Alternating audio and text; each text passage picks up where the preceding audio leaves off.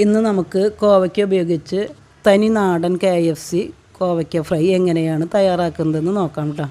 കോവയ്ക്ക പറിച്ചെടുത്ത് നല്ലപോലെ ക്ലീൻ ചെയ്തതിന് ശേഷം നീളത്തിൽ അരിയണം. നല്ല നീട്ടമുള്ള കോവയ്ക്ക ആയതുകൊണ്ടാണ് കേട്ടോ വട്ടത്തിൽ അരിഞ്ഞിട്ട് കൂടി ഒന്ന് നീളത്തിൽ ഇതേപോലെ അരിയേണ്ടത്. ഇതുപോലെ പീസാക്കി അരിഞ്ഞതിന് ശേഷം കോവയ്ക്ക ഒരു പാത്രത്തിലേക്ക് മാറ്റി വയ്ക്കുക. അതിലേക്ക് ആവശ്യത്തിന് ഉപ്പ്, മീറ്റ് മസാല, മല്ലിപ്പൊടി, മുളക് പൊടി, മഞ്ഞൾപ്പൊടി എന്നിവ ചേർത്ത് കൈകൊണ്ട് നല്ലപോലെ മിക്സ് ചെയ്യുക. ഒരു 1.5 ടീസ്പൂണോളം അരിപ്പൊടി കൂടെ ലാസ്റ്റ് ചേർക്കണം. എന്നിട്ട് ഒന്നും കൂടെ മിക്സ് ചെയ്യണം. അരിപ്പൊടി ചേർക്കുന്നത് ക്രിസ്പി കിട്ടാൻ വേണ്ടിയാണ് കേട്ടോ.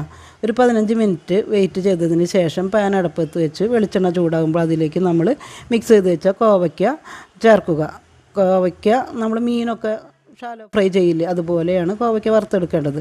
വറുത്തെടുത്ത കോവയ്ക്ക ഇതേപോലെ നല്ല സ്വാദിഷ്ടവും പോഷക സമൃദ്ധവുമായ KFC